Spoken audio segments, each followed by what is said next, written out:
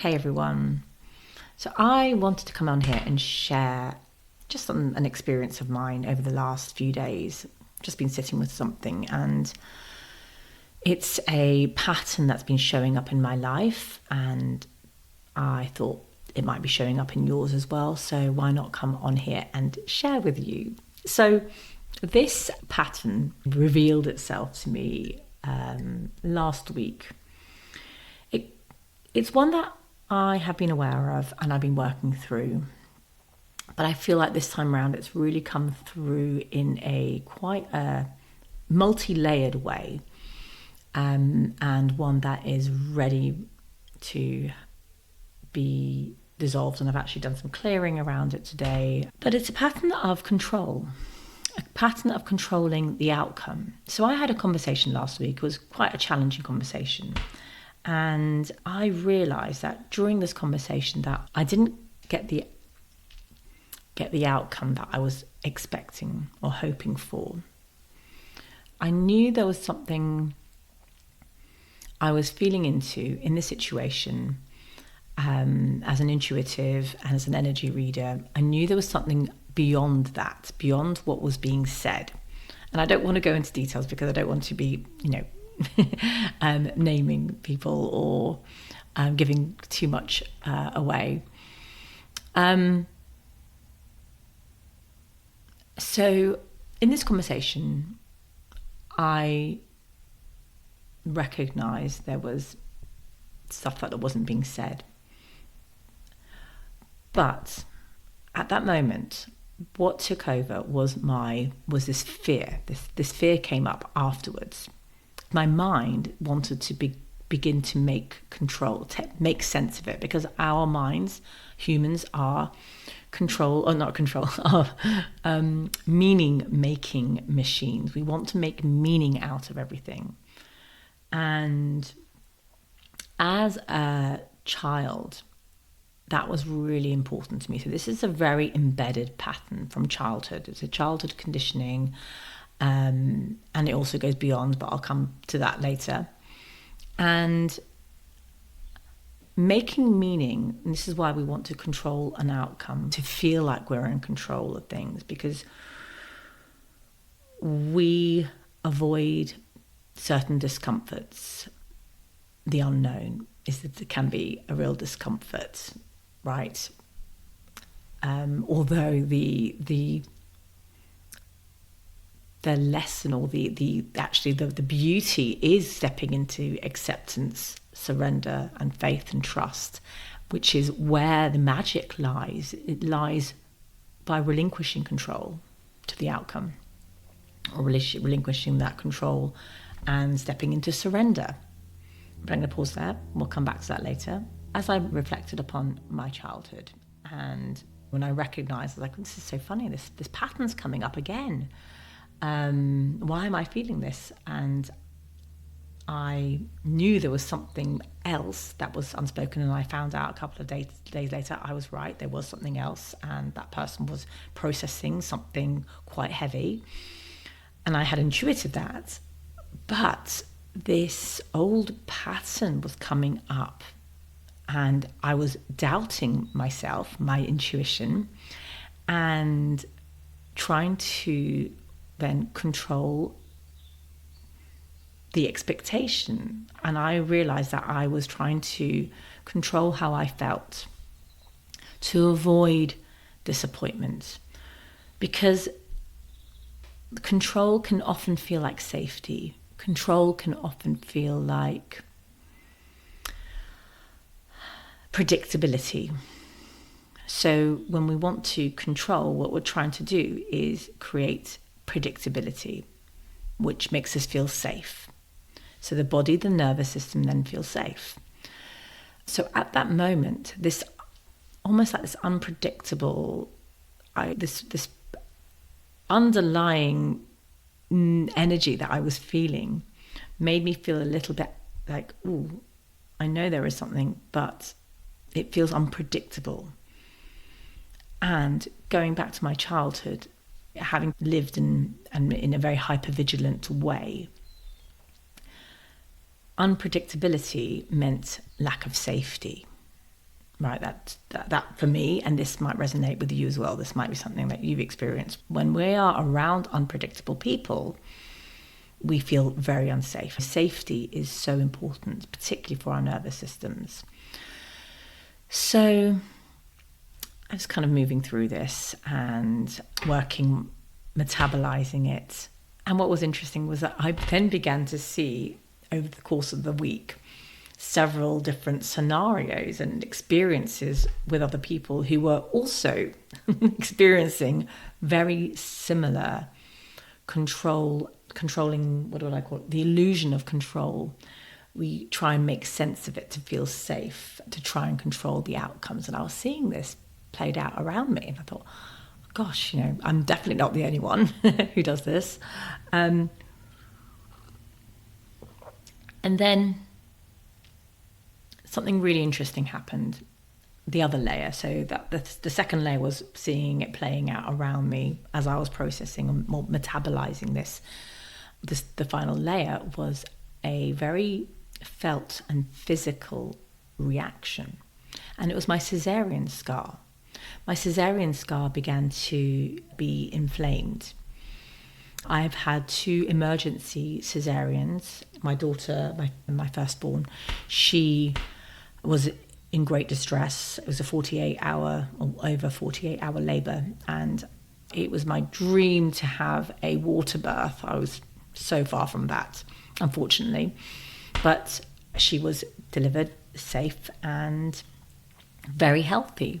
And my son was also delivered by an emergency cesarean. Again, long labour. And this has been something, again, I've been working through post babies, is working with my womb and the scar and the scar tissues.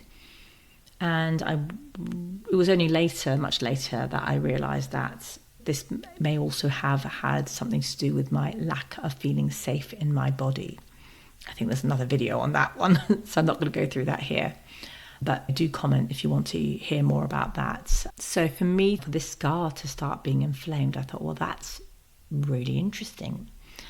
Again, I sat with this, and this time I meditated with my morning cacao. So when I connected with my ancestors around this, I was shown that there was a lot of displacement down my mother line. Displacement from different countries, Albania, Bulgaria, Greece to Turkey. This was before the First World War. So I'm talking from like the 1800s and just before the First World War. Then down my father line, I was shown nomadic movement from the east, from as far as maybe the steppes. Are they called the steppes of the Mongolian steppes? I might be incorrect. But that was how they moved. They moved nomadically. But again, yes, they worked with the earth, and they were moving in times with the cycles of the earth. And they were very in tune with the earth. But they also showed me there was also very much a hypervigilance, that they had to move when they felt danger.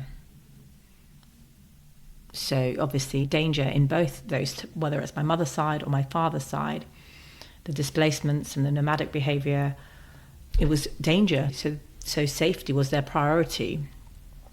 And I thought, oh wow, that really, really landed for me. This then showed me the illusion of control from a physical and from this incarnation, but also ancestrally, is about inherited control. And I have said this in many, many of my videos, that we can only trace back, and I say we, I mean science, only traces back to 13 or 14 generations in our DNA, which is 32,766 ancestors that are traced in our DNA. I also believe that we inherit things or carry things, our soul brings in memories from past lives as well. We are carrying a lot from not just our lifetimes, but a lot of these patterns that we're seeing are here to be acknowledged and to be integrated. This is the process for me. It's really about how I've been living it and feeling it. The discomfort, it's really important that we allow it to move through us.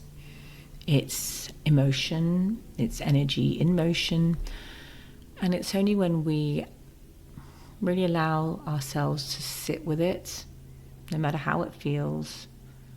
Although I would say, if you're new to this kind of practice, working with a practitioner or a therapist is probably the most supportive way, because I know a lot of us do carry a lot of trauma wounds as well. So please don't ever feel that you have to experience that on your own if it's not something that you have been actively processing or metabolizing. So yes, it's been a really interesting journey, and this morning I created a little ritual for myself. I had some crystals, I did some pranayama work, some visualization with working with my ancestors, the ancestors, to help move this through me and to clear. Because our ancestors, and I said to my ancestors, I'm so grateful for all they've been through, for all their wisdom, because I carry that wisdom. We all do. We all carry this incredible wisdom from our ancestors. But the suffering and the struggle, we don't have to do that anymore. I don't have to do that. I'm very blessed that I don't have their struggles, and I don't have the struggles that so many people on this planet are experiencing right now. And I have so much compassion and empathy for these humans and for my ancestors who have experienced this. But I'm so grateful and so blessed that I'm not experiencing that in my current reality, my current incarnation.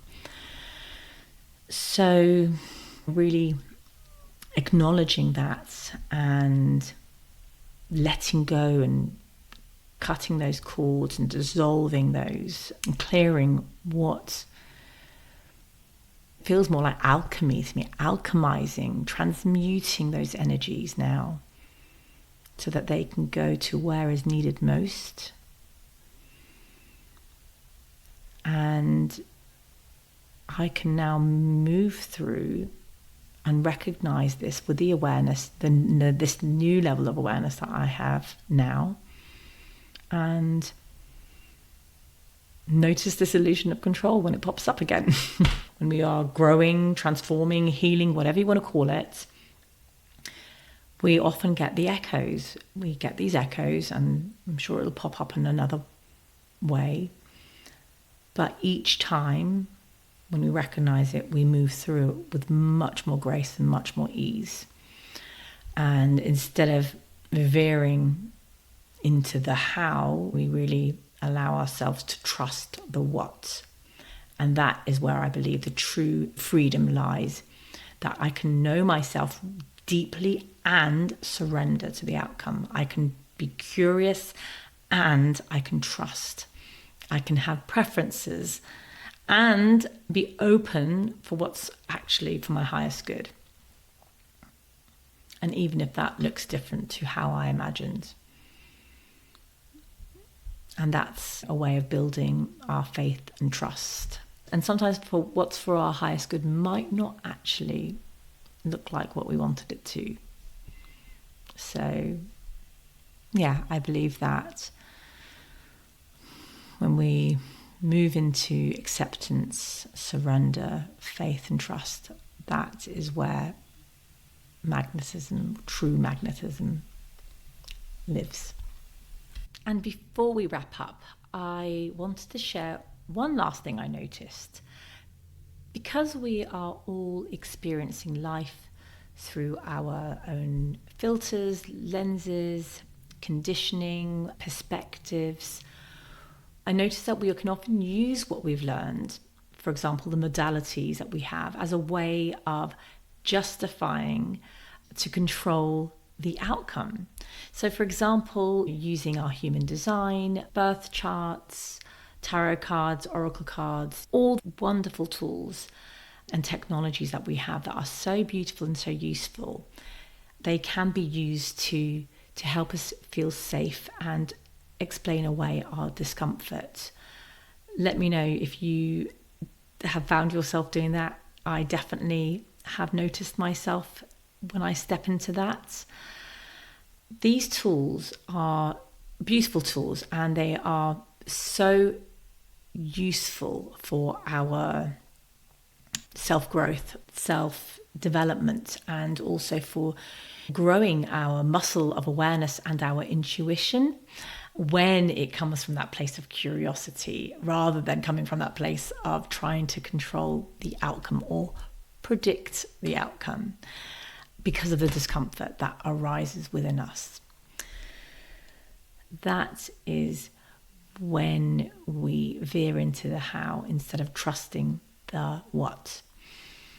And that is a very, very human reaction to the discomfort, isn't it? Right, so this is my story and my share for today. Let me know if this resonates, if this is something that you've noticed, if it's one of your patterns, or maybe you've just noticed it today as I've been speaking through it. I'd love to hear from you. Please comment below. And if it feels aligned and you feel called, please subscribe, like, share, comment. All these things massively help me and my channel and the growth of my channel. So thank you so much. Thank you so much for being here, for listening. And I will see you next time. Sending you so much love, my heart to yours. Bye for now.